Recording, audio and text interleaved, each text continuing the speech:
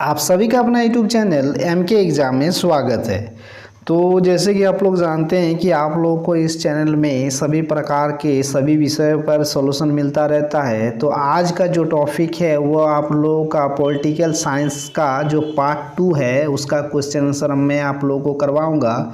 आप लोगों को मैं ये पार्ट 2 थोड़ा देर से दे पा रहा हूँ इसलिए क्योंकि मेरा कुछ मजबूरी था जिसके कारण मैं नहीं बना पाया, मेरा तबीयत ठीक नहीं था। ठीक है, उसके बाद आप देख सकते हैं कि यहाँ पर जो दिया गया आप में इस तरह से हम बना रहे हैं कि आप लोगों को बहुत ही अच्छा समझ में आए और आप लोगों को पढ़ने में बहुत ही आसानी हो। तो चलिए वीडियो शुरू करते हैं। यहाँ पर देख रहे हैं ये जो आप देख रहे हैं ये 12 का है, ठीक है, और सेट 2 जो पॉलिटिकल साइंस है सेट 2 है। आप इसके बारे में तो पूरे जानते हैं कि 40 नंबर इसमें फुल मार्क रहेगा। उसके बाद जो है आपका यहाँ पर 12 का ये राजनीतिक विज्ञान मतलब पॉलिटिकल साइंस हो गया और इसमें 40 नंबर रहेगा फुल मार्क और ये 1.5 घंटा का समय रहेगा। तो ज़्यादा बात नहीं करते हुए डायरेक्टली हम लोग चलते हैं। चलिए कहाँ पर, चलिए वीडियो पर चलते हैं क्वेश्चन नंबर 1 पर। यहाँ पर जो दिया गया है वो किस प्रकार दिया है देखिए। यहाँ पर जो क्वेश्चन है वो यहाँ देख सकते हैं आप लोग। पहला क्वेश्चन कितना शॉर्ट से है।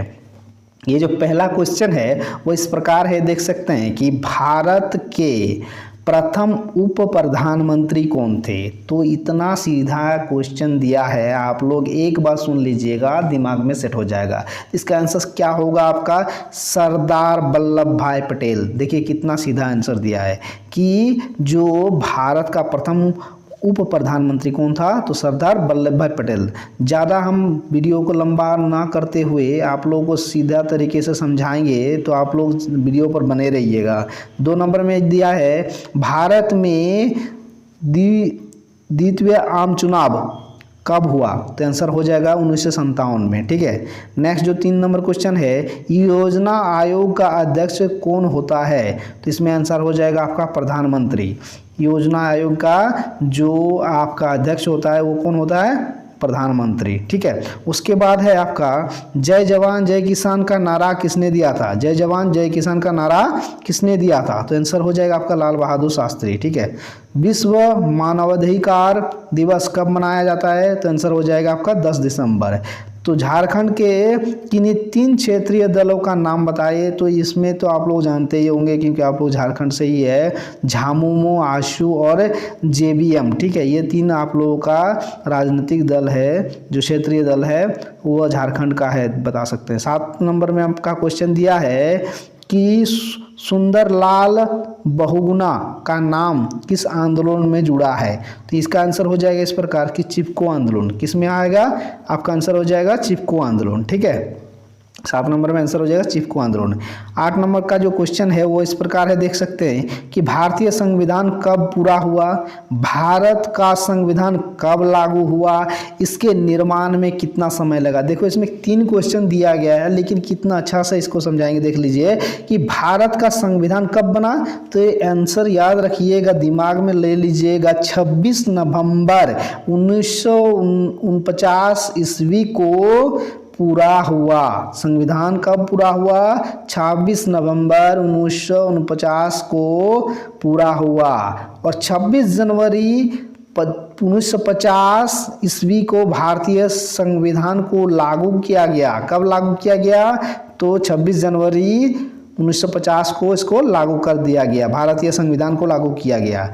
इसको लिखने में कितना समय लगा था, तो इसका आंसर हो जाएगा इसको लिखने में 2 वर्ष 11 महीने 18 दिन लगा था। तो इतना समय लगा था इसको लिखने में, 2 वर्ष 11 महीने 18 दिन, लगभग 3 साल लग गया था अपने संविधान बनाने में भारत का। नेक्स्ट जो आपका 9 नंबर क्वेश्चन है, प्रथम आम चुनाव कब हुए, तो इसका आंसर हो जाएगा आपका क्या, प्रथम आम चुनाव कितना कब हुआ, 1952 ईस्वी में। ठीक है, इसमें बोला है कौन पार्टी विजयी हुए, इसमें कौन सा पार्टी विजयी हुआ था, तो इसमें कांग्रेस पार्टी विजयी हुए। ठीक है, और जो है इस पहले जो आपका है इसमें दिया हुआ कि पहले आम चुनाव जो है पहले आम चुनाव के बाद भारत के प्रधानमंत्री कौन बने, तो आप लोगों को पता ही होगा कि भारत का प्रधानमंत्री कौन बना था। तो जवाहरलाल नेहरू भारत के प्रथम प्रधानमंत्री बने। ठीक है, आम चुनाव के बाद कौन सा पार्टी जीता था, तो कांग्रेस पार्टी जीता था। इतना आप लोग जान लीजिएगा, बहुत ही सीधा है, सिंपल है। यहाँ पर 10 नंबर जो क्वेश्चन है वो इस प्रकार है, देख सकते हैं कि इलेक्ट्रॉनिक वोटिंग मशीन, जिसे हम लोग ईवीएम कहते हैं। ठीक है, ईवीएम से आप क्या समझते हैं। ठीक है, जो ईवीएम है, इलेक्ट्रॉनिक वोटिंग मशीन, इसका फुल फॉर्म है, इसका क्या काम है और इसको जो आप है इससे क्या समझते हैं। ठीक है,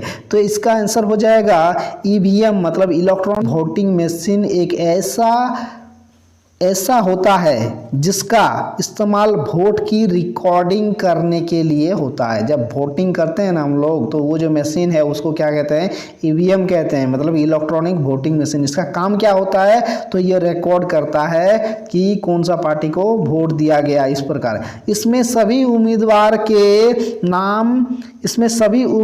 के नाम के बगल में बटन होता है। ठीक है, इसके देखिएगा कि वोट देने जाइएगा तो उसके सामने देखिएगा, ये देखिएगा जनता पार्टी है तो ये कांग्रेस पार्टी है, तो कुछ दूसरा पार्टी है, उसके सामने एक एक बटन दिया हुआ रहता है। तो आप देख सकते हैं उसको वोट अपने पसंद के उम्मीदवार के नाम का बटन दबाते ही तो उसका वोट उस उम्मीदवार के नाम पर रिकॉर्ड हो जाता है। जब भी हम लोग कोई बटन दबाते हैं जिसके हो कोई भी आप जो देते हैं वोट, उसके नाम पर वो रिकॉर्ड हो जाता है। इस विधि से मतगणना में आसानी होती है, चुनाव का नतीजा तेजी से मिलता है, इससे कागजी कार्यों के भार में कमी हुई है। ठीक है, जो पहले वोटिंग होता था तो वह ईवीएम से नहीं होता था, कागज़ कलम से होता था, जिससे क्या होता है उसको गिनने में बहुत टाइम लग जाता था, उसका जो नतीजा आने में बहुत टाइम लग जाता था। लेकिन अभी जो है उसमें लूटपाट भी होता था, लेकिन इसमें कोई लूटपाट नहीं होता है, कोई किसी का कुछ नहीं कर सकता है। इसमें जिसको जो चाहे बटन दबाकर वोट दे सकता है, इसमें कोई लूटपाट नहीं होता है। ठीक है, तो इसमें क्या कहा है कि पेटियों के लूट और गड़बड़ियों की संभावना नहीं होती। इसमें भारत में 1999 के आम चुनाव से इलेक्ट्रॉनिक वोटिंग मशीन का उपयोग शुरू हुआ है। ठीक है, कब से शुरू हुआ है इसका उपयोग, 1999 के आम चुनाव से इसका क्या हुआ है, शुरुआत हुआ है। तो नेक्स्ट जो क्वेश्चन है आप लोग देख सकते हैं, यहाँ पर दिया है क्या, यहाँ पर आप देख सकते हैं 11 नंबर, दूसरी पंचवर्षीय योजना का उद्देश्य क्या था। ठीक है, ये जो 11 नंबर क्वेश्चन है वह है क्या, दूसरी पंचवर्षीय योजना का उद्देश्य क्या था। ठीक है, तो इसका आंसर होगा दूसरी पंचवर्षीय योजना का मुख्य उद्देश्य औद्योगिकरण पर बल देना था। ठीक है, जो दूसरी पंचवर्षीय योजना था उसमें किसको बढ़ावा दिया था, औद्योगिकरण को। इसमें यह स्वीकार किया गया कि कृषि के तहत उद्योग के क्षेत्र में भी देश का यथाशीघ्र विकास होना चाहिए। समझ गए ना, उसमें द्वितीय जो पंचवर्षीय योजना था उसमें कहा गया था कि कृषि क्षेत्र में जो तो है ही और आपको उद्योगीकरण में भी हम लोग को विकास चाहिए। इस प्रकार इसका आंसर दिया गया है। ठीक है, तो आप देख सकते हैं इसे आंसर दिया है। नेक्स्ट जो क्वेश्चन है वो यह है, आप देख सकते हैं कि हरित क्रांति का एक नकारात्मक प्रभाव बताइए। हरित क्रांति का नकारात्मक प्रभाव होता है, हाँ होता है। देखते हैं यहाँ पर क्या दिया है, हरित क्रांति का लाभ उपजाऊ क्षेत्र किसान को ही अधिक मिला और वे संपन्न हो गए। गैर उपजाऊ क्षेत्र के किसानों की गरीबी में कोई कमी नहीं आई।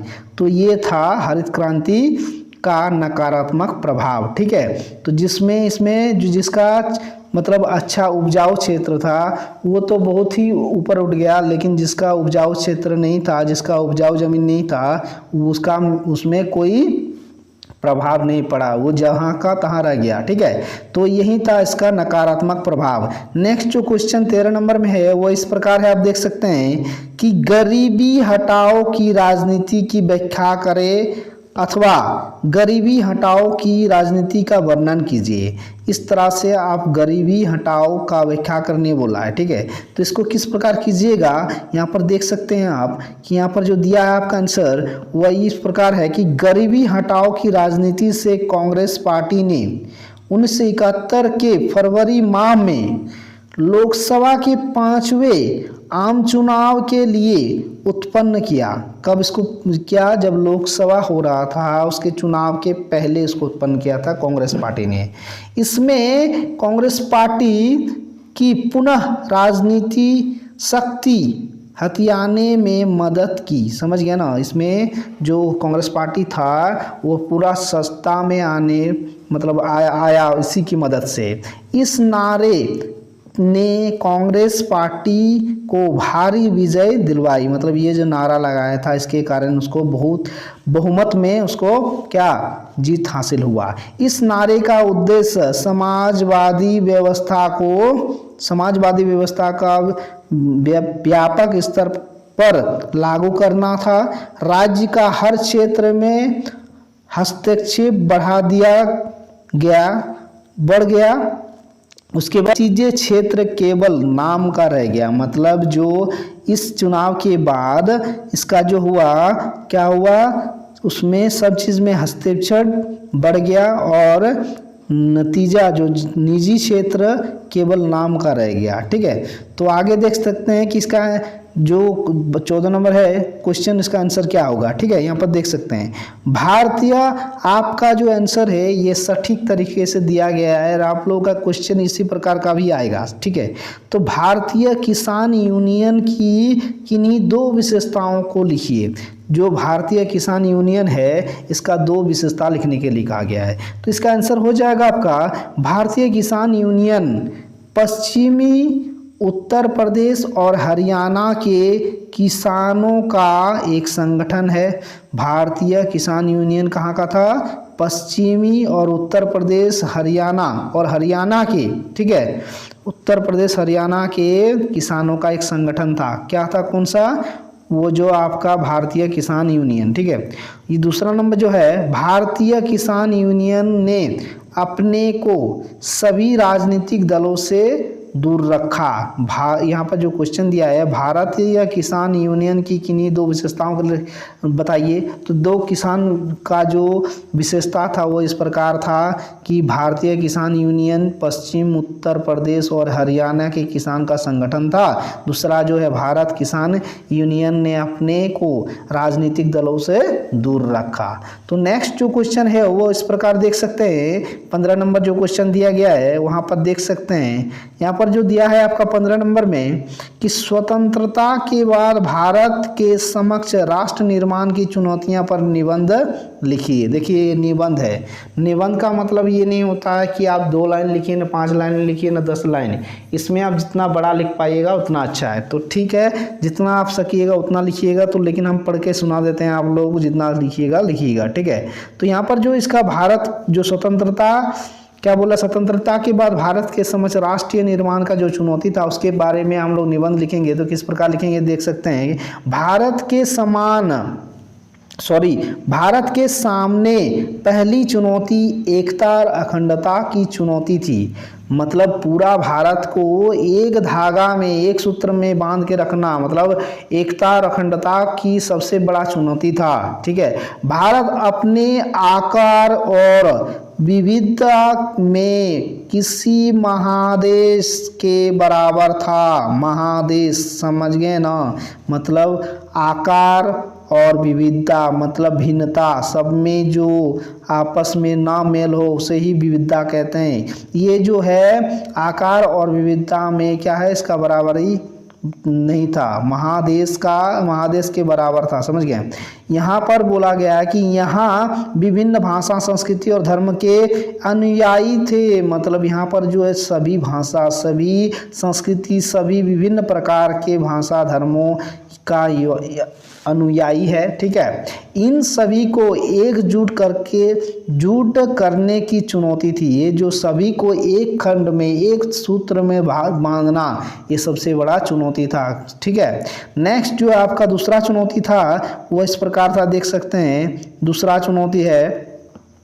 दूसरा जो चुनौती था वो लोकतंत्र के कैसे स्थापित किया जाए, क्योंकि भारत में लोगों को लोकतंत्र का मतलब ही नहीं पता। मतलब उस समय जिस समय आप लोगों का यह हुआ था, दूसरा चुनौती ये बना था कि लोकतंत्र को स्थापित करने के लिए जान लीजिए कि भारत उतना उस समय डेवलप नहीं था, सबको लोकतंत्र के बारे में बता ही नहीं था, उसको लोकतंत्र के बारे में बताना पड़ा। समझ गए ना, लोकतंत्र आखिर कहते हैं किसे हैं, इसको पता ही नहीं था लोगों को।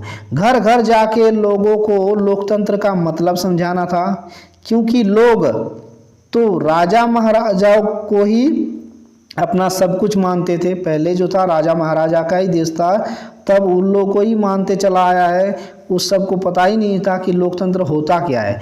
ऐसे में लोगों को लोकतंत्र का मतलब समझाना बहुत ही मुश्किल था। ठीक है, ये जो दूसरा चुनौती मतदाता सूची बनानी थी। ठीक है, उसके बाद जो था आपका मतदाता सूची बनानी थी, चुनाव क्षेत्र का सीमांकन भी करना था, और इस तरीके से लंबी तैयारी के बाद पहली चुनाव 1952 में हुई। ठीक है, इसलिए चुनाव करवाना और लोकतंत्र को अपनाना किसी चुनौती से कम नहीं था। मतलब लोकतंत्र के बारे में लोगों को बताना और उसको समझाना, ठीक है, ये बहुत बड़ा एक चुनौती था। ठीक है, ये जो तीसरा जो चुनौती था वो इस प्रकार था, देख सकते हैं कि तीसरी चुनौती थी विकास करने की चुनौती। अंग्रेजी शासन की वजह से भारत बहुत बड़ा पिछड़ गया था। अब हमें तेजी से तरक्की करके आगे बढ़ना था। तरक्की करने या फिर विकास करने के दो रास्ते थे। एक तो अमेरिका का पूंजीवाद वाला रास्ता था, दूसरा सोवियत संघ का समाजवादी वाला रास्ता था। अब विकास करने के लिए कौन से रास्ते में चले, अमेरिका के पूंजीवादी रास्ते में या अपनाया जाए या सोवियत संघ के समाजवादी रास्ते। तो ये जो चुनौती था ये आप लोगों का उसके बाद जो चुनाव हुआ उस समय ये चुनौती का सामना करना पड़ा था, को अपनाया जाए। ठीक है, तो विकास का जो आपका है, तो विकास को लेकर यह विवाद पैदा हो गया कि भारत विकास के लिए आखिर किस रास्ते को अपनाया जाए। लंबे विवाद के बाद भारत का मिश्रित अर्थव्यवस्था को अपनाया गया, आर्थिक नियोजन को अपनाया गया। इस तरह भारत को इन चुनौतियों का सामना करना पड़ा। आज़ादी के तुरंत बाद बंटवारा भी हुआ। ठीक है, आज़ादी के तुरंत बाद ही क्या हो गया, बंटवारा भी हो गया ना। आपका जो पाकिस्तान हिंदुस्तान जो है वो भी बंटवारा हो गया। तो यह और आगे अगर आप बढ़ाना चाहते हैं तो बढ़ा सकते हैं, लेकिन इतना लिखने पर ही आपको फुल नंबर मिल जाएगा। तो इस वीडियो में मैंने आपको 15 ही क्वेश्चन दिए हैं। ये 15 क्वेश्चन आप लोगों के लिए बहुत ही इंपॉर्टेंट है और आप लोगों का सेट से है। आप लोग इसका अच्छा से इसका तैयारी कर लीजिएगा, क्योंकि ये जो है आप लोगों के परीक्षा से रिलेटेड है, आप लोग का परीक्षा में आएगा। तो आप लोग को अगर ये वीडियो थोड़ा सा भी हेल्पफुल लगे या इन्फॉर्मेटिव लगे आप लोगों के लिए, तो चैनल को जरूर सब्सक्राइब कर दीजिएगा। मैं इसी तरह का वीडियो आप लोगों के लिए लाता रहूँगा, और आप लोग बेल का आइकन को भी प्रेस कर दीजिएगा, ताकि मेरा जो भी वीडियो आए आप लोगों के पास सबसे पहले पहुँचे। Thank you.